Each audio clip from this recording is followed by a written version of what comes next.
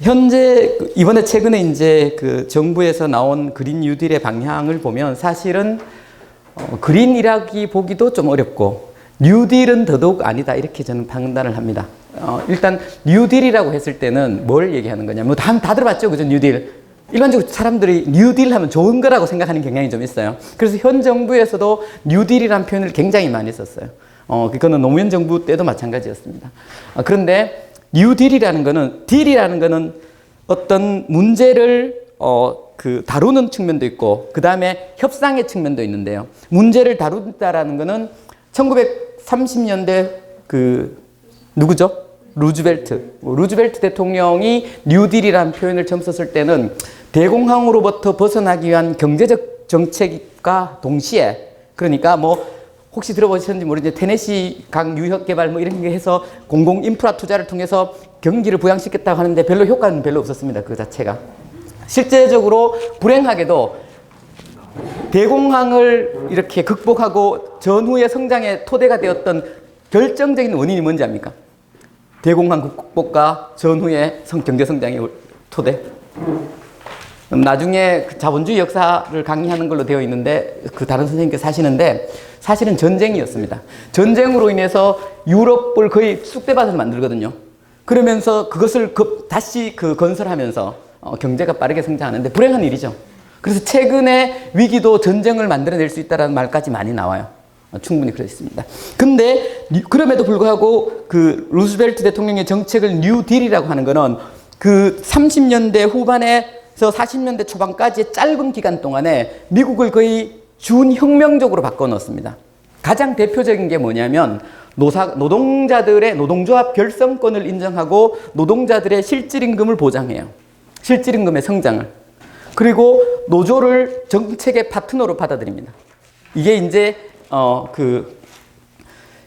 첫 번째 변화 중에 하나고요. 그러면서 전후의 사회적 관계에서 노사의 세력 관계를 균형을 맞추는데 결정적인 역할, 이게 첫 번째였습니다. 두 번째는 뭐냐면 금융위기를 붕괴시킨 게 바로 투기자본의 힘이었어요. 그 당시 모건과 같은 대표적인 투기자본인데 이 투기자본들이 엄청나게 투기를 하면서 뉴욕 증시가 1929년도에 붕괴되거든요. 12월 달에 붕괴가 되는데 그것을 막기 위해서 했던 정책이 바로 뭐냐면 요즘식으로 조금 어려운 표현인데 상업은행과 투자은행을 분리해요. 쉽게 말해서 우리가 은행 하면은 뭐 여기 부산은행, 그다음에 국민은행, 농협 이런 데 은행이잖아요. 그죠? 이런 은행들은 예대 업무, 예금을 받아서 대출만 하도록 딱 만들고 뭐는 못 하냐면 보험이라든가 투자 상품들, 특히 주식과 관련된 투자 상품들을 아예 못 팔게 만들었습니다. 그리고 그 투자 신탁이라고 하는 그 기관들한테는 뭐만 하냐면 주식 거래만 중개하도록 했어요. 요즘에 미래에셋이라든가 사모펀드라든가 최근에 뭐 옵티머스 펀드 뭐 이런 문제 나왔잖아요. 이건 전부 다 투기꾼들이 하는 거예요. 엄청난 금융 투기를 하는 건데 2009년도에 세계 금융위기가 있고 난 다음에 세계적으로 1%들의 그 금융위기를 이끌어냈는데 1%의 부만 엄청나게 증가했습니다. 왜냐하면 금융으로 붕괴되는 것을 구제하는 과정에서 거의 무상으로 다 지원을 하거든요. 그리고 코로나 이후에도 주식 가치가 엄청나게 올라갔죠. 1%들은 다 부자가 더 됐습니다. 알겠죠? 미국 자료 한번 찾아보세요. 한국도 마찬가지입니다. 그럼에도 불구하고 문제 제기를 했고 방향을 틀려고 했다는 점에서는 저는 큰 개입의 한 과정이다라고 생각을 하고요. 사실 여기 있는 선생님들은 싫어하겠지만 이명박 정부 때도 그린 성장 이런 얘기했죠. 녹색 성장이라는 게 다른 말로 하면 요즘식으로 하면 그린 뉴딜이에요. 무슨 말이냐면 뉴딜이라는 거는 경제적인 위기를 처방하는데, 즉 경제 성장의 모형을 뭐를 통해서 그린 산업을 통해서 성장시키겠다는데, 사실 이번에 나온 발표도 사회적인 관계라든가 그 다음에 기후위기에 대한 탄소 저감이라든가 이러한 실질적인 어떤 것들에 대해서는 거의 없고 다 성장 정책이에요. 그런 점에서 보면 저는 이명박 정부 때하고 별반 다를 게 없는데, 다른 점은 이명박 정부는 그린 뉴딜을 하면서 핵심적인 정책을 뭘로 쌓았냐면 원전이었죠. 원전 발전을 하죠. 사실 원전은 뭐는 안 하는 겁니까? 탄소 배출은 안 하죠. 위험은 안지만. 그래서 원전을 매개로해서 갔는데, 물론 환경운동을 하시는 분들이나 이런 것들은 말도 안 된다 해서 많이 싸웠던 역사가 있는데요. 어쨌든 그것 빼고는 얼마만큼 실질적인 진전이 있었을까라는 것들을 하는데, 이제 그 진전을 하기 위한 워낙 그 석탄 발전과 현존하는 시스템에 이해관계를 갖고 있는 사람들이 굉장히 많은데요. 가장 많은 집단이 어딜까요? 기업과 여러분들의 삶입니다. 우리나라 사람들처럼 그 에너지 가격을 싸게 생활하는 사람이 없잖아요. 우리는 거기 너무너무 익숙해져 있습니다. 기업들은 석탄 발전으로 오는 에너지 공급 가격을 굉장히 낮은 가격에서 받고 있어요. 그러니까 비용 측면에서 기업들이 가장 큰 혜택을 보고 있고, 다르게 말하면 거기에 따라서 일자리를 유지하고 있는 노동자들도 혜택을 보고 있고, 우리 저기 양산에 있는 공장들도 대부분 다 혜택을 보고 있는 거죠. 거기에 너무 익숙해져 있는 거예요. 만약에 그렇게 해서 우리가 이제 그 재생에너지를 중심으로 바꾸고 거기에 따른 우리가 에너지 가격에 대한 지불을 하게 되고, 또 그렇게 되어지면 비용이 올라갈 것이고, 그리고 그렇게 되어지면 여러분들이 쓰는 재화의 양, 실질 소비량은 줄어들 겁니다. 그걸 감당하면서 나가야 되는데, 너무 많은 희생을 요구하면 사회적 저항이 크니까 일자리도 만들고 새로운 성장도 이끌어내면서 그 환경체제, 그 에너지체제와 산업체제를 전환시킨다라는 측면에서 뉴딜이라는 정책이 필요한 겁니다. 그런 측면에서 그러면 그 전체 흐름들에 대해서 앞부분에서는 조금 빨리 하고 뒷부분에 대해서는 조금 더 자세히 하도록 하겠습니다. 주로 이제 경제적인 얘기가 좀 많이 들어갑니다. 그래프가 많이 나오는데 그래프를 많이 넣는 이유는 아주 간단합니다. 여러분들이 말로 하거나 이런 것보다는 그냥 시선에 익숙하기 때문에 그렇습니다. 알겠죠? 그림으로 보면 오늘 할 얘기는 어쨌든 요것만 보면 이게 세계 자본주의의 흐름인데요. 1960년대부터 2000년대까지의 흐름인데, 요 1982년도, 80년대를 대부분 신자유주의 이런 표현 들어보셨죠? 신자유주의. 신자유주의 금융세계화. 신자유주의가 언제 만들어지냐면, 자본주의의 이게 이윤율인데 이윤율이 팍 떨어지니까, 떨어졌을 때 1980년대가 되면 그 뉴딜이라고 하는 1930년대 이후에 미국에서 만들어 온, 미국과 서유럽에서 만들어 온 복지국가 체제 있잖아요. 그죠? 흔히 그걸 전후자본주의 이렇게 말하는데, 전후자본주의를 만들었던 모든 거의 많은 사회적 제도를 해체하고 그 경제를 자유화시키고 개방화시키고 그리고 시장을 중심으로 하는 그런 방식의 신자유주의적 개혁을 하는데요. 요 이윤의 그림을 보면 빨간 선은 실물 경제이고 요거는 금융이 포함된 가공자본이라고 합니다. 그래서 순수하게 생산성과 상관없는 부분인데, 일자리를 만들어내는 일자리가 아니라 뭐냐면 경제적으로 실질적인 부분은 수익보다 금융이 포함된 부분이 더 수익성이 높죠. 그죠? 이걸 금융이 주도하는 경제 국면 이렇게 표현합니다. 그래서 뭐 학자들에 따르면 금융 주도적 축적 국면 이렇게 표현합니다. 다른 말로 하면 이게 신자유주의적 금융 세계화의 결과로 금융이 경제의 중심이 되었다가 2009년도를 한번 보시기 바랍니다. 2009년도 이후에 다시 빨간색이 위로 올라가죠. 그죠? 이제는 실물 경제가 중심이 되고 금융이 갖고 있는 수익성은 많이 약화됐습니다. 이게 금융자본주의의 결과인데, 그럼에도 불구하고 금융을 장악하고 있는 자들과 실물을 장악하는 자들은 중첩돼요. 예컨대 실물을 장악하고 있는 삼성전자의 그 대표는 주식도 제일 많이 갖고 있습니다. 알겠죠? 그러니까 이해관계가 결합되어 있는 거죠. 어쨌든 현재 요 그림에서 보듯이 자본주의가 한때는 금융을 통해서 경제가 작동을 하다가 지금은 금융 부분의 수익성도 굉장히 떨어졌다라고 보시면 됩니다. 이게 바로 금융자본의 위기다라고 보시면 됩니다.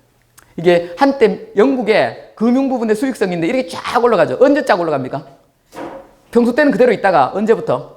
1980년대부터 이렇게 쭉 올라가죠. 그죠? 지금 이렇게 올라갔습니다. 그만큼 올라가다가 그림만 보겠습니다. 금융 부분의 하락 추세인데, 이윤율 하락 추세인데 1960년대는 요만큼이다가 지금은 어떻게 되겠습니까? 2008년도는 대폭 하락하고 있죠. 그죠? 그러니까 금융 부분의 수익성이 굉장히 악화됐어요.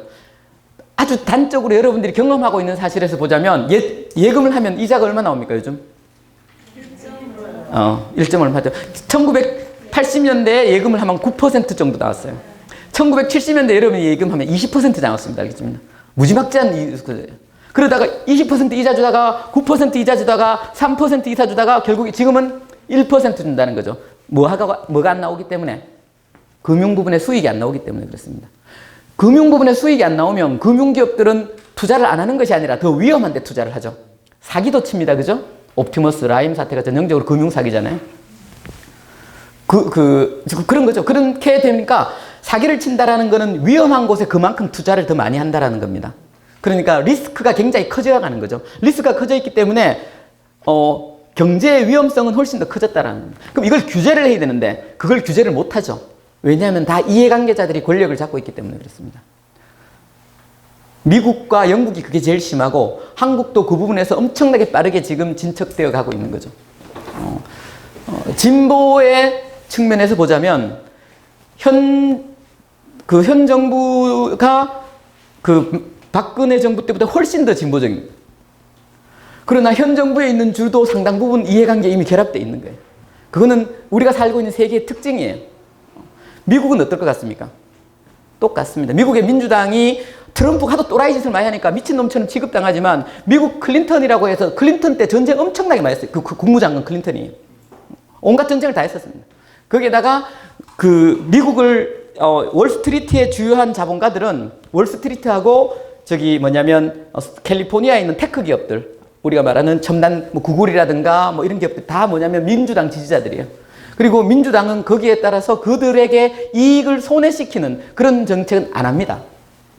그러니까 이게 바로 뭐냐면 두 집단이 모두 기득권에 포함되어 있는 거죠. 그렇다고 해서 제가 차이점을 무시한다는 건 아닙니다. 알겠죠? 그래도 그 태극기 들고 이렇게 거리에 나가는 사람들보다 훨씬 더 좋은 사람들이에요. 다만 불행한 일이죠, 그죠? 예. 우리나라 그러면 금융자본이 예. 세계적으로 위치가 대충 얼마죠? 우리나라 금융자본은 그렇게 규모가 크지는 않습니다. 왜냐하면 시장 자체가 그렇지만 굉장히 빠르게 성장하고 있는 그리고 금융 개방도가 전 세계에서 우리가 미국이나 헤게모니 국가인 영국 맨프 빼고 금융 개방도의 정도가 굉장히 높아요. 그러니까 투기꾼들이 쉽게 들었다 매우 쉽게 나갈 수 있는 그런 구조를 갖추고 있는 거죠. 이게 실질 이자인데 세계 이자율이 쭉 떨어져 갖고 지금은 마이너스죠, 그죠? 요거에 뭐냐 미국에서 가장 이자율이 높은 10년치 장기 채권인데 1%도 안 됩니다. 우리나라도 마찬가지입니다. 이게 리버리지라는 거는 돈을 빌려 투자하는 겁니다. 자기 돈으로 투자 안 해요. 부자들이 자기 돈으로 돈 안 법니다. 알겠죠? 그죠? 돈 빌려 갖고 투자하죠. 그죠? 땅 부자들이 자기 돈으로 삽니까? 은행으로 삽니까?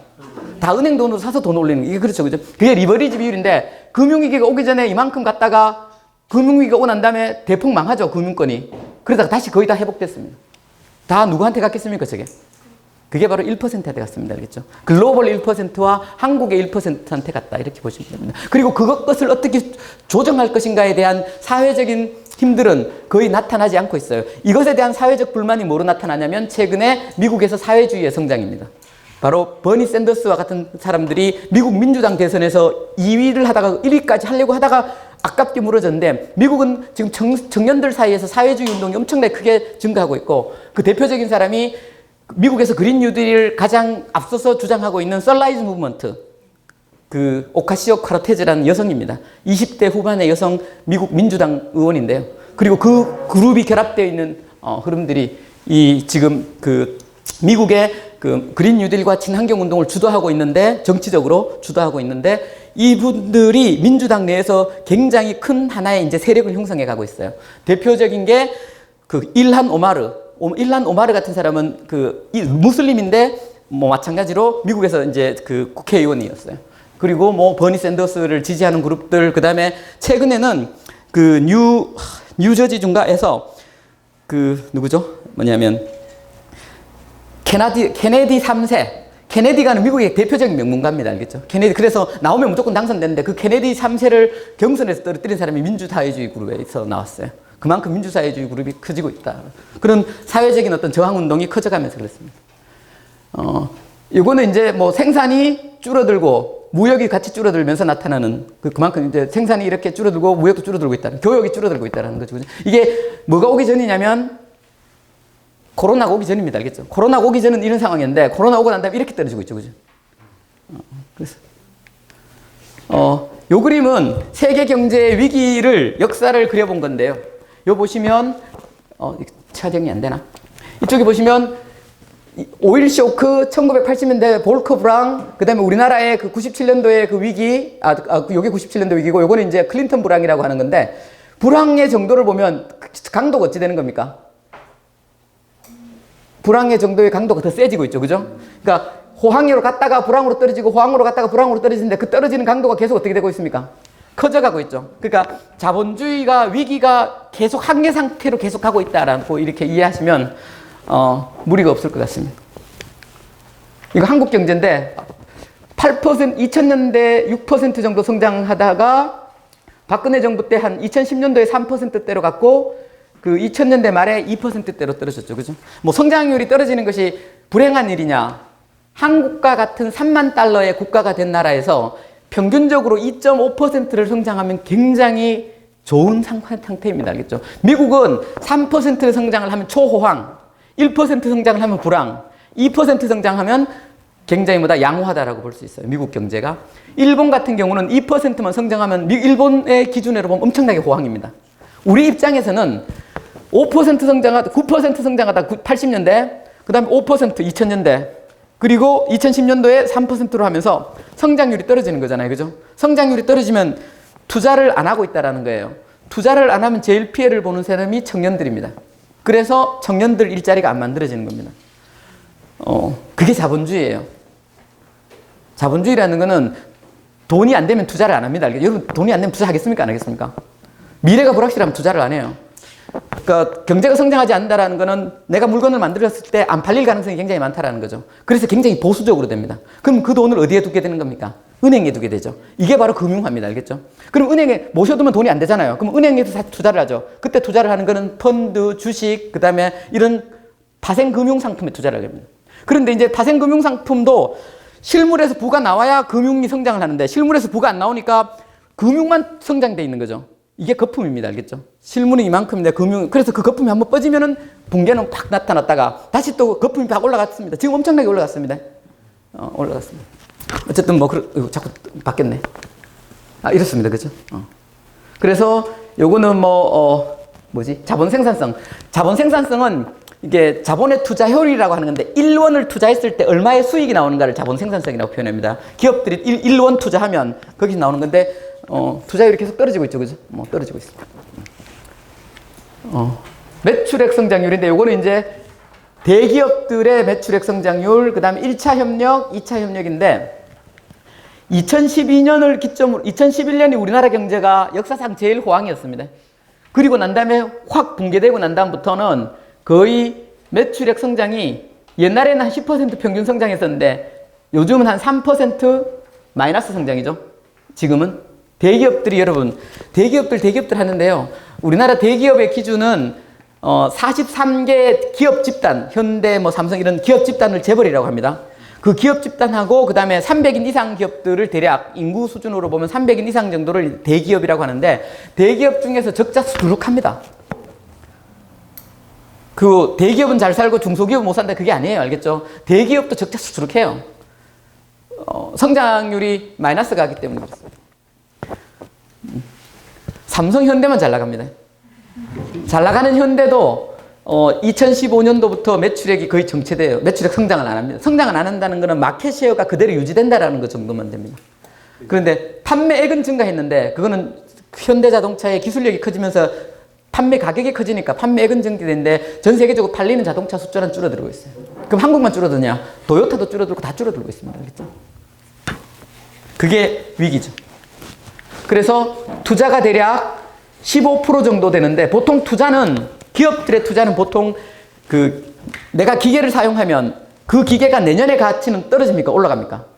떨어지죠. 그걸 감가상각이라고 하잖아요. 감가상각을 하는데 보통 한 5% 정도가 들어가고 신규 투자가 한 5% 정도 돼갖고 10%는 돼야 이게 투자가 되고 있다 이렇게 말씀할 수 있습니다. 알겠죠? 그 10% 정도 되면 기존의 설비들을 조금 유지하는 수준이다. 조금 더 나가는 것 뿐인데 지금 우리나라 투자율은 5%로 떨어졌다는 건 다른 말로 하면 감가상각률도 안 된다는 거죠.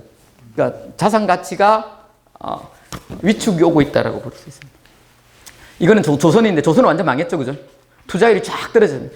왜 조선이 망했는가 그림 보면 아시겠죠? 옛날에는 2008년도 이전에는 투자율이 100%예요. 투자율이 100%라는 건 내년에 공장 하나 더 만든다 이렇게 생각하시면 됩니다, 알겠죠? 그만큼 추가 투자를 하다가 이제 망했는데 지금은 거의 10%대로 떨어졌습니다. 검은 선이 경남입니다. 요거는 넘어가겠습니다. 그리고 그런 상황에서 이렇게 이제 경제가 별로 안 좋았는데 2018년 한번 보실래요? 2018년 보시면 요 부분은 요 초록색 부분은 무형자산, 연구개발 투자 같은 걸 결과를 나타내는 거고요. 초록색이 그다음에 빨간색이 설비 투자입니다.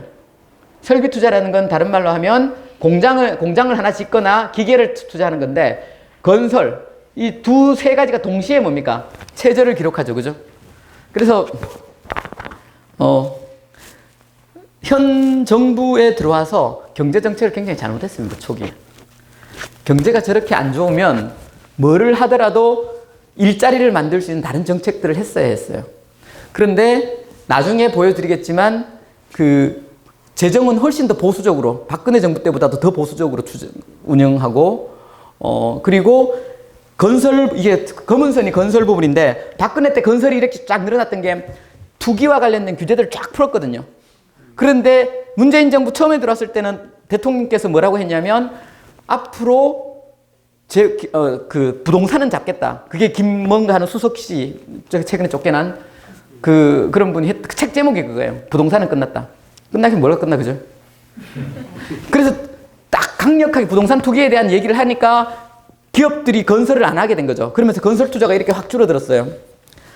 그리고 난 다음에 지금 작년이 2000년대부터 올해까지 중에서 가장 부동산 가격이 많이 오른 시점입니다. 박근혜 정부 때보다 훨씬 더 많이 올랐어요. 그리고 난리가 났죠. 그죠? 영혼을 끌어들여갖고, 영끌이라고 영혼을 끌어들여갖고, 이래 투자를, 집을 사는 그런 문화를 만들어낸 거죠. 어쨌든, 그런데 코로나 이후에 사실, 경제 전체적으로는 한국 경제가 굉장히 안 좋았는 상황이었는데, 작년까지 안 좋았는데요. 현 민주당 정부를 살린 거는 코로나19 위기입니다. 코로나19 위기가 와서 우리나라가 방역을 제일 잘했잖아요. 그죠? 전 세계적으로 제일 잘했어요.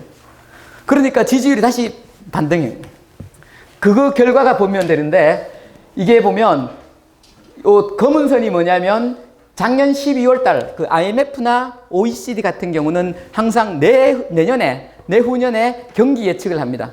그게 에코노믹 아웃룩이라고 해서 경기 전망을 하는데, 그 경기 전망에서 중국 경제 성장률을 5.9%로 예상을 했죠. 그러다가 코로나가 터지면서 수정을 계속해요. 3월 달부터 수정을 계속하다가 4월 중순에는 중국 경제 성장률을 마이너스 6.2%까지 합니다. 지금은 다시 좀 중국이 회복됐다고 해서 마이너스 3% 정도. 중국이 평균 성장률이 보통 한 6%이거든요. 그리고 우리나라는 중국의 물건을 제일 많이 팝니다. 지금 현재 우리가 한 10개를 생산하면 한 100개를 생산하면 15개 정도를 중국에 판매하고 있고요. 18개? 미국에 판매하는 게 한 12개 정도 됩니다. 미국도 제일 안 좋고, 중국도 전후에 제일 안 좋습니다. 전후라는 거는 1950년 이후로 가장 안 좋은 상태예요, 지금. 그런데도 불구하고 잘 살죠, 그죠? 잘 사나요, 어쨌든 우리가 지금. 여하튼 한국은 평소 때 데미지는 그렇게 크지 않은. 그런데 요거 보시면 잘 나오죠.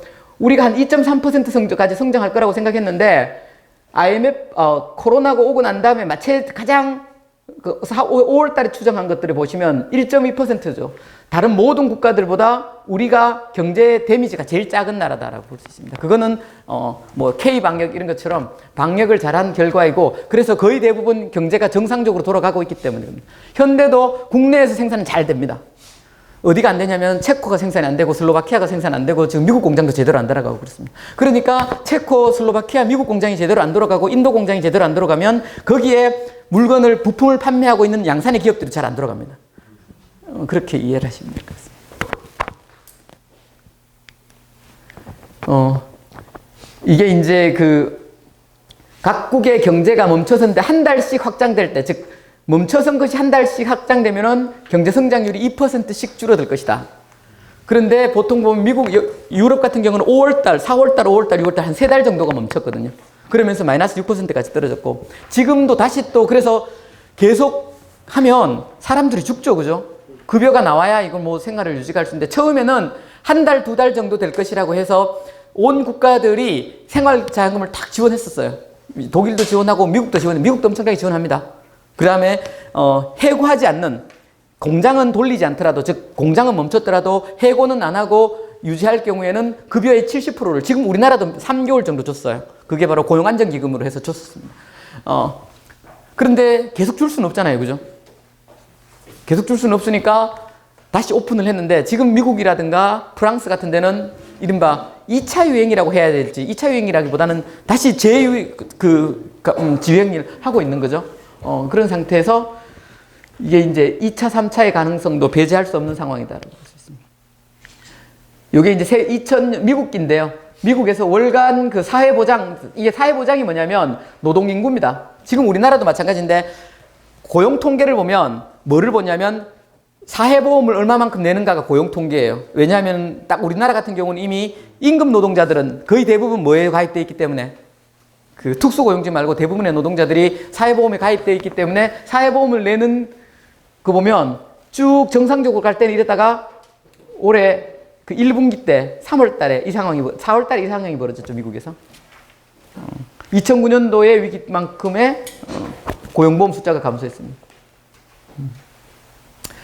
이거는 이제 러시아의 석유 가격인데 석유 가격이 이렇게 가다가 요렇게 떨어졌죠, 그죠? 요렇게 떨어졌습니다. 앞으로 석유 가격은 회복되지 않을 겁니다.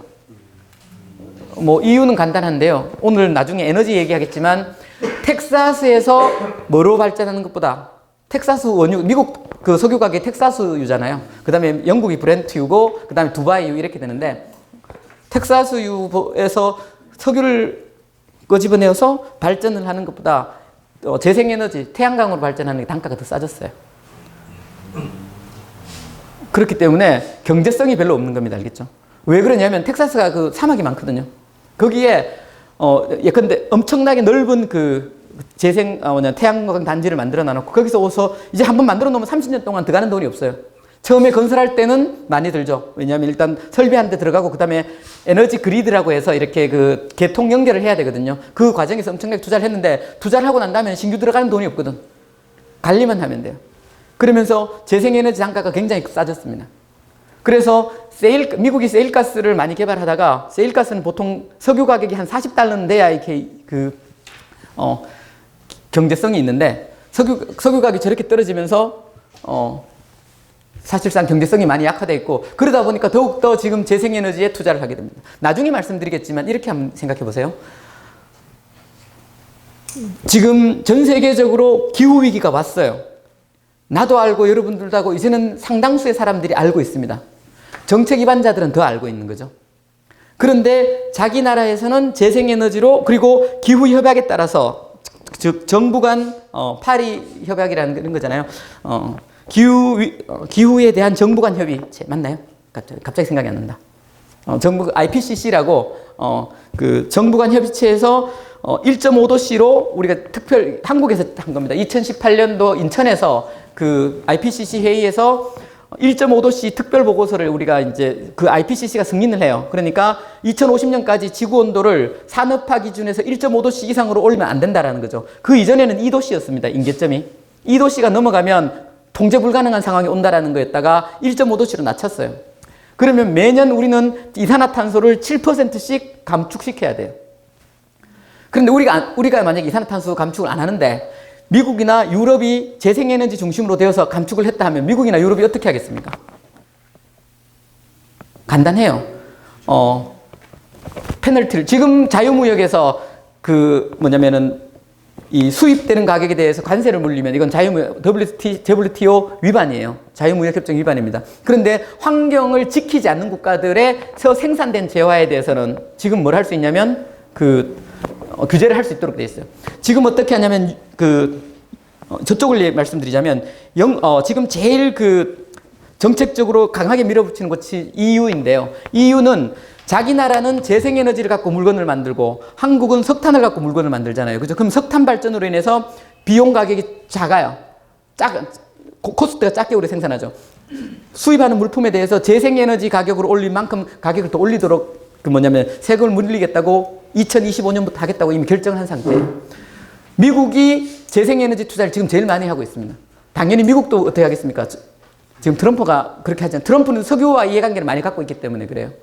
그러나 민주당은 이미 완전히 입장 바꿨은 상태입니다. 왜냐하면 IPCC 보고서를 누가 만드냐면 페리라고 미국 전 국무장관이 만들었거든요. 그게 페리 보고서라고 하는 거예요. 그래서 그러니까 미국의 민주당이 그 정권을 잡으면 정책을 바꾼다라는 거죠. 그래서 우리는 안 할 수 없는 상황인 거죠. 어쨌든 그렇습니다.